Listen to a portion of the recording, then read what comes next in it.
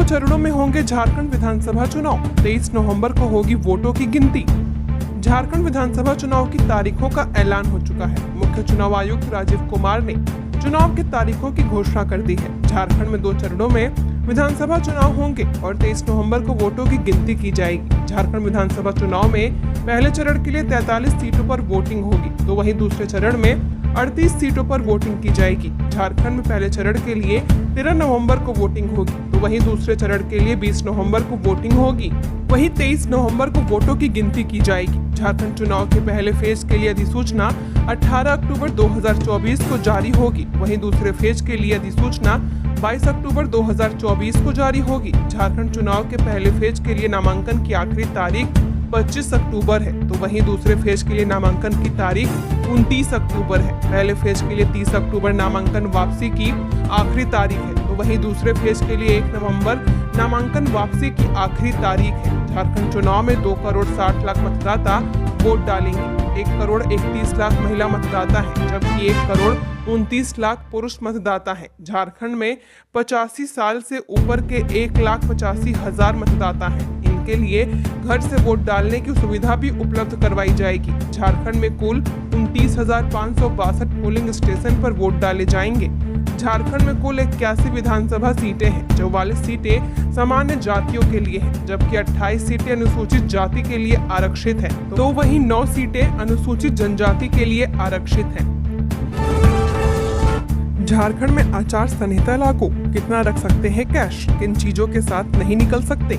चुनाव आयोग ने झारखंड में विधानसभा चुनाव का बिगुल बजा दिया है। राज्य की 81 विधानसभा सीटों पर 2 चरणों में मतदान होगा। 2.6 करोड़ मतदाता 13 और 20 नवंबर को अपने मताधिकार का इस्तेमाल करते हुए तय करेंगे कि राज्य की कमान आगे किसके हाथ में होगी। चुनावी तारीखों के ऐलान के साथ ही राज्य में आचार संहिता भी लागू हो गई है। आचार संहिता के दौरान राजनीतिक दलों के साथ आम लोगों को भी कई तरह के नियमों का पालन करना होता है। 50,000 से अधिक कैश लेकर चलने पर भी रोक होती है। मुख्य चुनाव आयुक्त राजीव कुमार ने कानून अनुपालन एजेंसियों को निष्पक्ष और स्वतंत्र चुनाव के लिए कड़ाई से सख्ती से नियमों का पालन कराने को कहा है। ड्रग्स, शराब, नकदी और उपहारों के प्रवाह को पूरी तरह नियंत्रित करने को कहा गया है।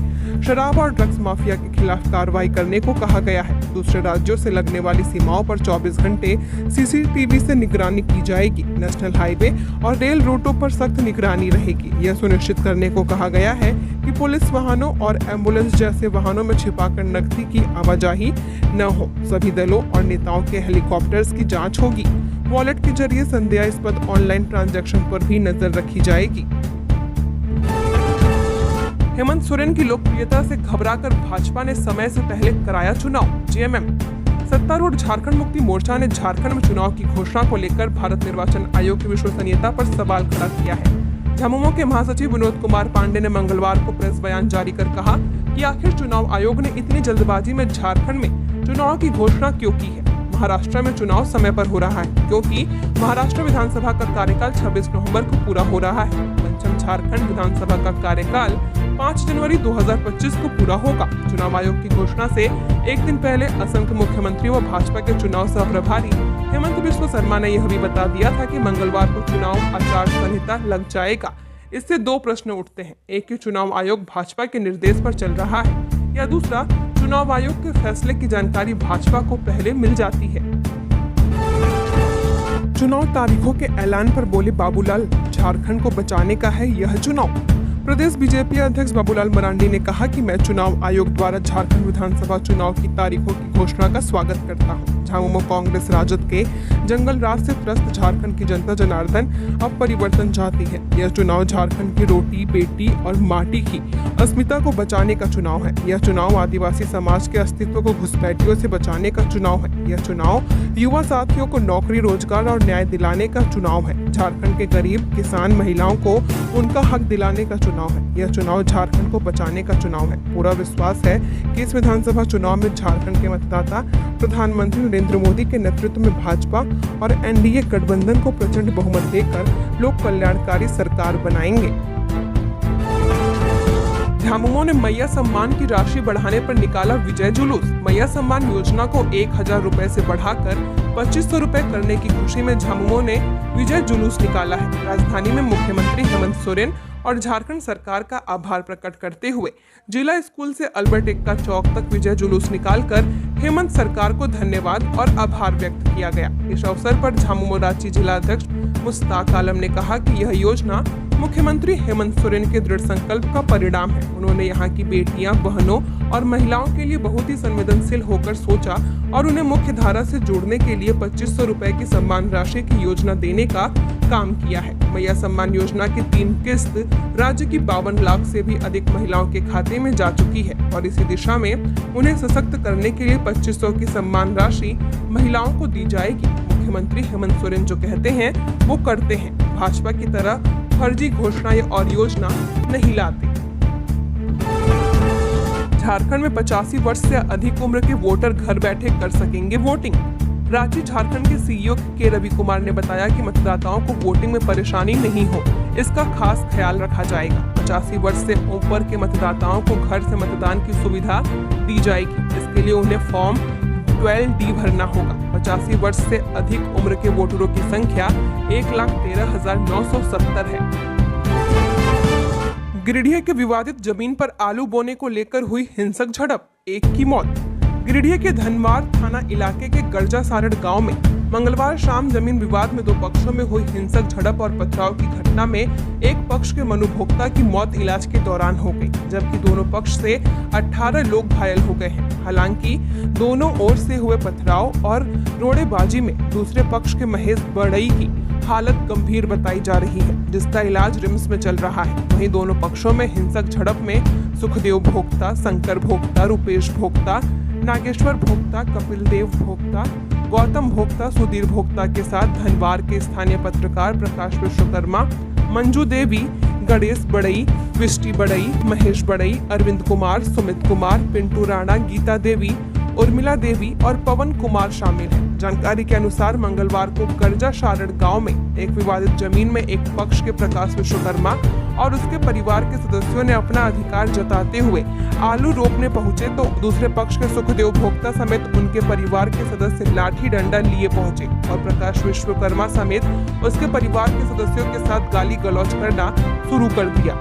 इसी में विवाद इतना बढ़ा कि दोनों पक्ष के लोग आमने सामने आ गए और एक दूसरे पर लाठी डंडा से हमला करने के साथ पथराव करना शुरू कर दिया। एनडीए और इंडिया गठबंधन के बीच होगी कांटे की टक्कर, जयराम महतो भी बनेंगे फैक्टर।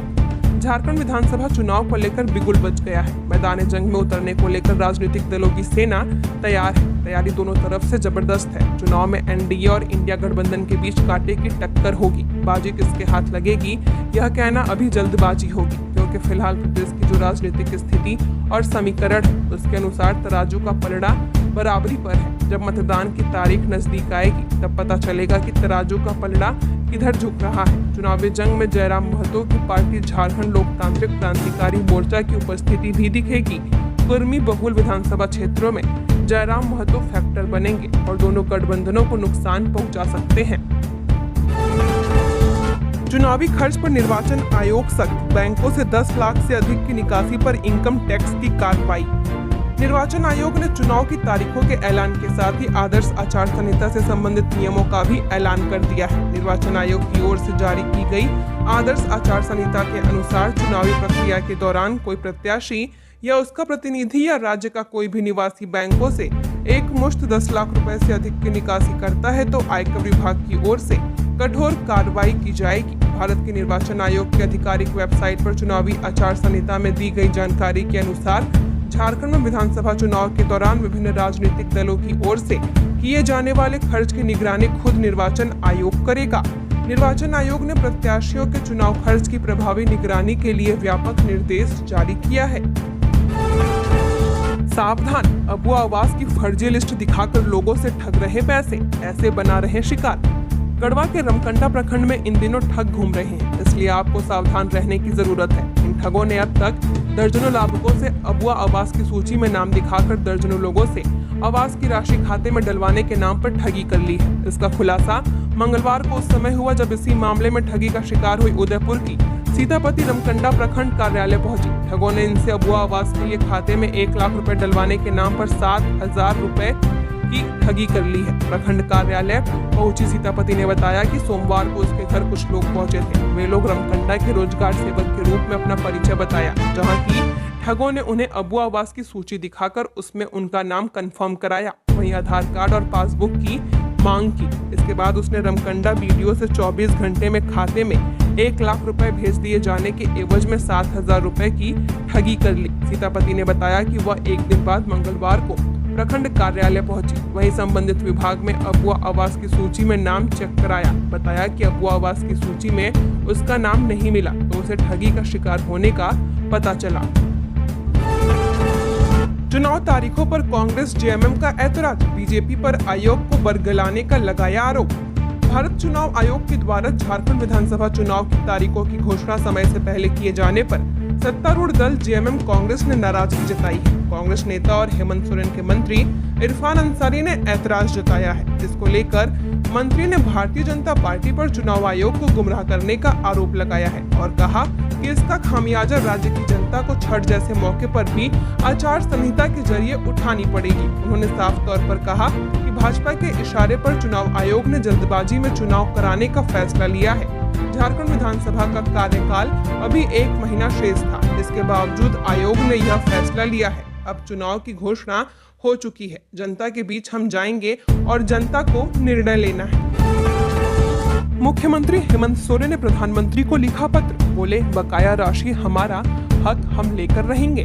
मुख्यमंत्री हेमंत सोरेन ने प्रधानमंत्री नरेंद्र मोदी को एक पत्र लिखा है, जिसमें कोयला कंपनियों से लंबित 1.36 लाख करोड़ रुपए की मांग की गई है। उन्होंने कहा है कि वह राज्य के लिए स्पेशल बजट की मांग नहीं कर रहे हैं, बल्कि उचित बकाये की मांग कर रहे हैं। उनका दावा है कि इस लंबित रकम के कारण झारखंड के विकास को काफी क्षति हो रही है। सोरेन ने पत्र को एक्स पर पोस्ट किया है और लिखा है कि यह बकाया राशि हमारा हक है। झारखंड किसी विशेष बजट की मांग नहीं कर रहा, हम सिर्फ अपने हक की बात कर रहे हैं, जिसे हम हर हाल में लेकर रहेंगे। सीएम ने पत्र में लिखा है कि कुल बकाया राशि लगभग 1,36,042 करोड़ रुपए है। इसमें शामिल है वॉस्ट कोयला रॉयल्टी के रूप में 2,900 करोड़ रुपए, पर्यावरण मंजूरी सीमा के उल्लंघन के लिए 32,000 करोड़ रुपए, भूमि अधिग्रहण मुआवजे के रूप में 41,142 करोड़ रुपए, जीएम भूमि और 2,682 करोड़ रुपए जीएमजेजे भूमि के लिए। इस पर लगी सूद की रकम 60,000 करोड़ रुपए, कुल 1,36,042 करोड़ रुपए। इस बकाया राशि के कारण हमारे राज्य में अनेक महत्वपूर्ण विकास परियोजनाएं प्रभावित हुई हैं। शिक्षा, स्वास्थ्य, महिला और बाल विकास, स्वच्छ पेयजल एवं मैया बच्चों, युवा, वृद्ध, किसान, मजदूर, आदिवासी, मूलवासी, दलित, अल्पसंख्यक, विस्थापित एवं समाज के अंतिम पायदान पर खड़े व्यक्तियों तक योजनाओं को लागू करने में कठिनाई हो रही है। झारखंड एक अल्प विकसित राज्य है जो संसाधनों की कमी से गंभीर रूप से प्रभावित हो रहा है। संसाधनों की कमी को पूर्ण करने के लिए उपरोक्त राशि अत्यंत आवश्यक है। यह चुनाव कुशासन के खिलाफ एक लड़ाई है जिसे हमें जीतना है। सुदेश महतो।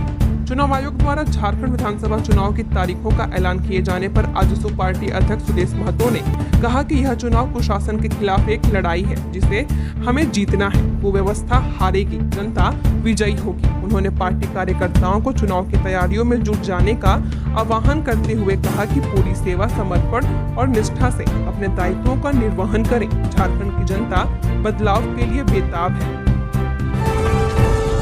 भूख हड़ताल पर 108 एम्बुलेंस के ड्राइवर संघ कर्मी, कहा वेतन के साथ स्थायी करे सरकार।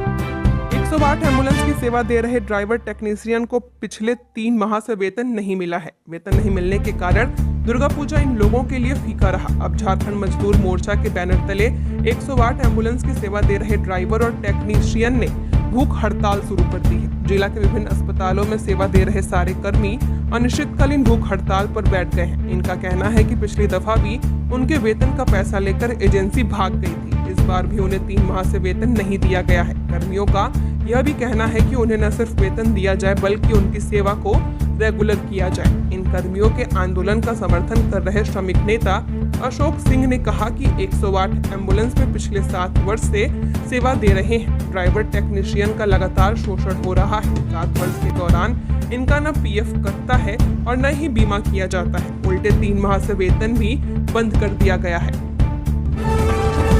वरुण रंजन ने रांची के नए डीसी के तौर पर पदभार ग्रहण किया।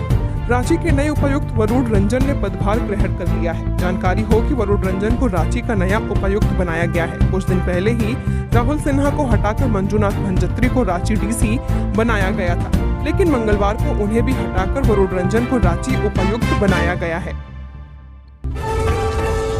झारखंड विधानसभा चुनाव में अधिकतम 40 लाख खर्च कर सकेंगे प्रत्याशी, बोले सीईओ के रवि कुमार। भारत निर्वाचन आयोग ने मंगलवार को झारखंड विधानसभा चुनाव की घोषणा कर दी है। इसी के साथ 15 अक्टूबर 2024 के शाम 3:30 बजे से झारखंड में आदर्श आचार संहिता लागू हो गई है। चुनाव प्रचार में उम्मीदवार अधिकतम 40 लाख रुपए तक खर्च कर सकते हैं। झारखंड के सीईओ के रवि कुमार धुर्वा ने निर्वाचन सदन में पत्रकारों को ये जानकारी दी। पत्रकार वार्ता में मुख्य निर्वाचन पदाधिकारी के साथ अपर मुख्य निर्वाचन पदाधिकारी डॉक्टर नेहा अरोड़ा और संदीप सिंह भी मौजूद थे। झारखंड के 6 मेडिकल कॉलेजों के जूनियर डॉक्टर हड़ताल पर रहे, भटकते रहे मरीज। कोलकाता के आरजीकर मेडिकल कॉलेज में हुई घटना के विरोध में रांची स्थित रिम्स समेत झारखंड के सभी 6 मेडिकल कॉलेजों के जूनियर डॉक्टर मंगलवार को हड़ताल पर रहे। इससे मेडिकल सेवाएं बुरी तरह प्रभावित रही और मरीज इलाज के लिए भटकते रहे। रिम्स के विभिन्न विभागों और सुपर स्पेशलिटी डिपार्टमेंट में हर रोज औसतन 1500 से अधिक मरीज विभिन्न ओपीडी में आते हैं। इसके अलावा रिम्स में हर रोज औसतन 50 से 60 सर्जरी की जाती है। ऐसे तमाम मरीज इलाज के बिना लौट गए। रिम्स के मेडिसिन डिपार्टमेंट के प्रोफेसर डॉक्टर संजय कुमार सिंह ने बताया कि रिम्स के मेडिसिन डिपार्टमेंट में आमतौर पर 300 से ज्यादा मरीज आते हैं, पर हड़ताल की वजह से मरीज नहीं आए। जिनका ऑपरेशन होना था वह भी टल गया। गढ़वा में मां दुर्गा के विसर्जन के दौरान हुई हिंसा में बीजेपी नेता समेत 52 लोगों पर केस दर्ज।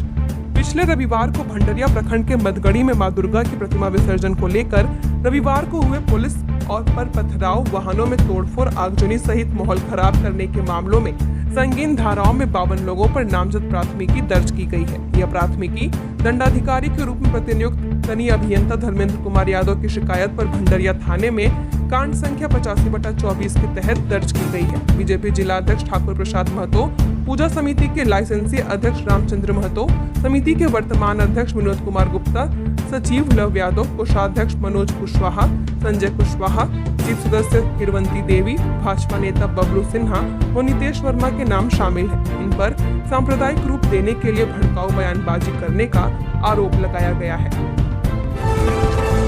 साहिबगंज में तेज रफ्तार ट्रक ने मारी टक्कर, मौत के बाद आक्रोशित ग्रामीणों ने काटा बवाल।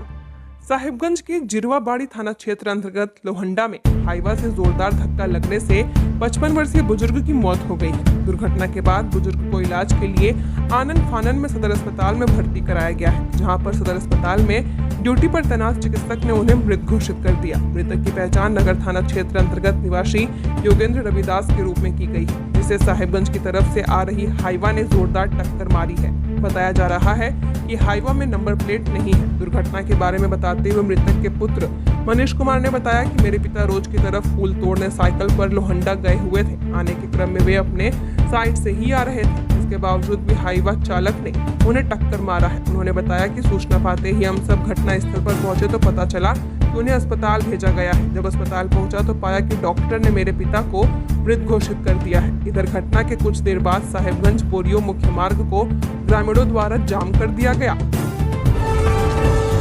स्कूलों में तनाव दूर करने का तरीका सीखेंगे विद्यार्थी। झारखंड के सरकारी स्कूलों में दिल्ली की तर्ज पर हर्ष त्योहार पाठ्यक्रम की शुरुआत की गई है, जिसके तहत बच्चों को खेल खेल में शिक्षा दी जानी है ताकि बच्चे पढ़ाई के दबाव व तनाव से दूर रहें। पहले यह पाठ्यक्रम उत्कृष्ट विद्यालयों में शुरू की गई है, इसके बाद सभी स्कूलों में इसे शुरू किया जाएगा। हर्ष त्योहार पाठ्यक्रम के लिए 45 मिनट की एक कक्षा का प्रावधान है। इसके लिए उत्कृष्ट विद्यालयों के शिक्षकों को प्रशिक्षित किया जा चुका है और अब अन्य शिक्षकों को भी प्रशिक्षण दिया जा रहा है। पूर्वी सिंहभूम समेत प्रदेश के कुल 115 शिक्षकों ने प्रशिक्षण प्राप्त कर लिया है। दरअसल झारखंड एजुकेशन प्रोजेक्ट काउंसिल की ओर से प्रोजेक्ट संपूर्णा के अंतर्गत झारखंड के 5 जिलों जिसमें दुमका, पूर्वी सिंहभूम, गिरिडीह, पलामू और चतरा शामिल है, जिसमें हर्ष जोहार के अंतर्गत मानसिक स्वास्थ्य प्रशिक्षण सत्र संचालित किया जा रहा है। अर्जुन मुंडा बोले, चुनाव घोषणा के साथ हेमंत सरकार की उल्टी गिनती शुरू।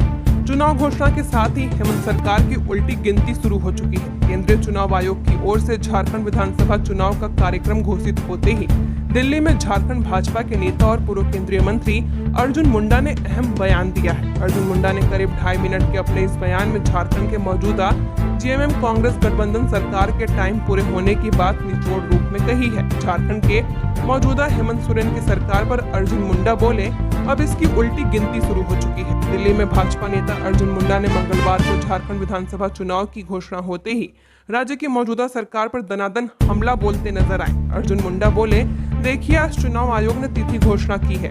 तिथि घोषणा के उपरांत से ही वर्तमान सरकार की काउंटडाउन शुरू हो चुकी है। वर्तमान सरकार हर मौके पर विफल हो चुकी है। युवा ठगे गए हैं।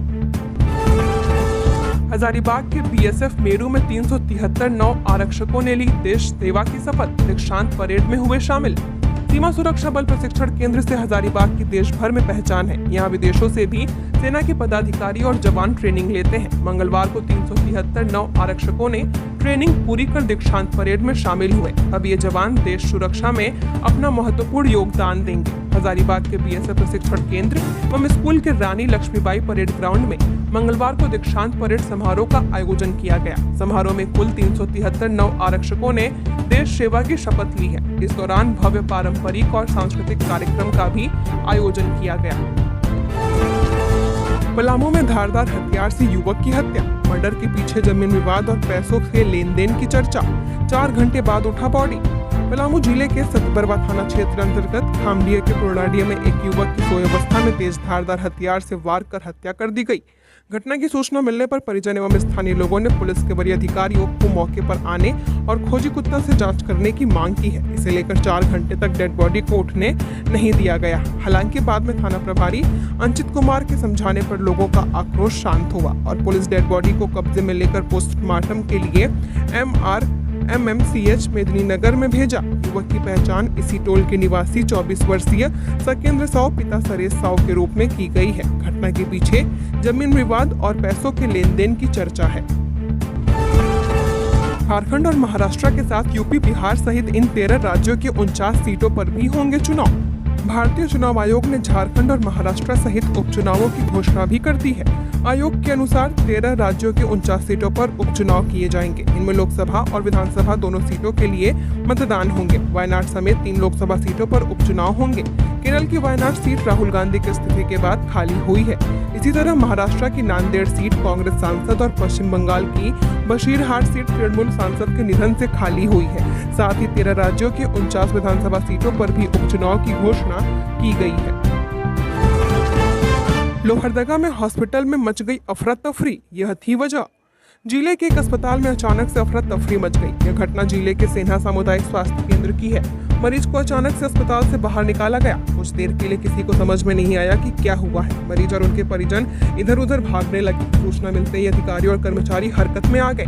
जिले के सेन्हा प्रखंड के सामुदायिक स्वास्थ्य केंद्र में मंगलवार को अचानक आग लग गई। यह आग सामुदायिक स्वास्थ्य केंद्र के प्रयोगशाला में लगी थी। अंदेशा लगाया जा रहा है कि शॉर्ट सर्किट की वजह से प्रयोगशाला कक्ष में आग लगी, जिसके बाद अफरा तफरी मच गई। मरीजों को तुरंत अस्पताल से बाहर निकाला गया। इसके साथ ही परिजन इधर उधर भागने लगे। सूचना मिलने पर सेना अंचल अधिकारी मोहम्मद मुदस्सर नजर मंसूरी ने प्रधान सहायक को अस्पताल भेजकर मामले की जांच कराई। साथ ही राहत एवं बचाव कार्य चलाया। सीओ ने कहा कि समय पर आग बुझाए जाने की वजह से किसी व्यक्ति को कोई नुकसान नहीं पहुंचा है। पीएम सूर्य घर स्कीम का ले सकते हैं लाभ। रूफटॉप सोलर क्षमता के लिए 78,000 रुपए की मिलेगी सब्सिडी। झारखंड के लोग भी MNRI भारत सरकार द्वारा प्रायोजित PM सूर्यघर योजना का लाभ ले सकते हैं। इस संबंध में झारखंड बिजली वितरण निगम लिमिटेड ने आम सूचना जारी करते हुए कहा है कि यहाँ भी सूर्यघर स्कीम लागू है। योजना के अंतर्गत घरेलू उपभोक्ता अपने परिसर में सरकारी सब्सिडी पर रूफटॉप सोलर लगाकर बिजली बिल की खपत में आर्थिक बचत कर सकते हैं। JBVNL के GM की ओर से जारी सूचना में कहा गया है कि इच्छुक घरेलू उपभोक्ता वेबसाइट www.pmsuryaghar.gov.in पर निबंधन ऑनलाइन कराकर रूफटॉप सोलर लगाने हेतु अपना आवेदन कर सकते हैं। इसी वेबसाइट पर वेंडर्स की सूची भी उपलब्ध कराई गई है। झारखंड विधानसभा चुनाव को लेकर मायावती ने किया बड़ा ऐलान, चुनाव आयोग की तारीफ की। चुनाव आयोग ने झारखंड और महाराष्ट्र में विधानसभा चुनाव की तारीखों का ऐलान कर दिया है। झारखंड में 2 चरणों में विधानसभा चुनाव होने वाला है। चुनाव तारीखों के ऐलान के बाद राजनीतिक गलियारों में सरगर्मियां तेज हो गई, लेकिन विधानसभा की तारीखों के ऐलान होते ही मायावती ने बड़ा ऐलान कर दिया है। उत्तर प्रदेश के पूर्व मुख्यमंत्री और बसपा सुप्रीमो मायावती ने झारखंड विधानसभा चुनाव में अकेले मैदान में उतरने की घोषणा कर दी है। चुनाव आयोग के इस फैसले का स्वागत करते हुए मायावती ने कहा कि उनकी पार्टी दोनों राज्यों में अकेले विधानसभा चुनाव लड़ेगी। उन्होंने कहा कि उनकी पार्टी प्रयास करेगी कि उनके लोग BSP के साथ जुड़े रहें, इधर उधर न भटकें। पलामू में खून से लथपथ मिली युवक की लाश, मां ने पति पर जताई हत्या की आशंका। पलामू जिले के सतबरवा थाना क्षेत्र के खामडिया में मंगलवार को एक युवक का खून से लथपथ लाश मिला है। साथ ही मृत युवक के शरीर पर धारदार हथियार से हमले के निशान भी हैं। घटना की जानकारी मिलने के बाद पुलिस मौके पर पहुंची और शव को पोस्टमार्टम के लिए ले जाने की तैयारी करने लगे, लेकिन परिजनों ने 4 घंटे तक शव नहीं उठाने दिया। वहीं मृत युवक की मां ने अपने पति पर ही हत्या की आशंका जाहिर की है। मां के बयान पर पुलिस आगे की छानबीन में जुट गई है। पुलिस से मिली जानकारी के अनुसार खामडिया के पुरडाडिया टोला का रहने वाला सकेंद्र शव सोमवार की रात खाना खाने के बाद अपने अर्ध निर्मित घर में सोने के लिए चला गया था। मंगलवार की सुबह परिजनों ने सकेंद्र का शव खून से लथपथ पड़ा देखा।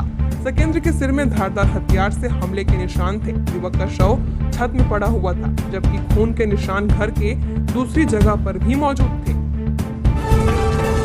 धनबाद में बाइक चोरी करते धराया युवक, लोगों ने जमकर की धुनाई।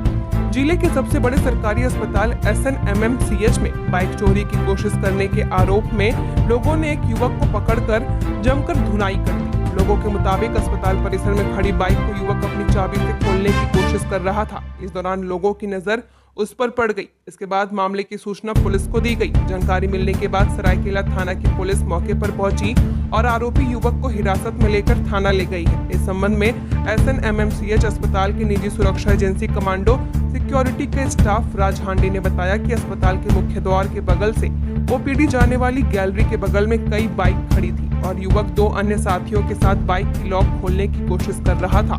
इस दौरान उसकी नजर युवक पर पड़ गई। लोगों की नजर पड़ते ही तीनों युवकों ने भागने की कोशिश की, जिसमें से 2 युवक तो भागने में सफल रहे, लेकिन एक युवक को लोगों ने दबोच लिया। युवक को पकड़ने के बाद लोगों ने जमकर उसकी पिटाई कर दी। इसके बाद युवक को पुलिस को सौंप दिया गया है।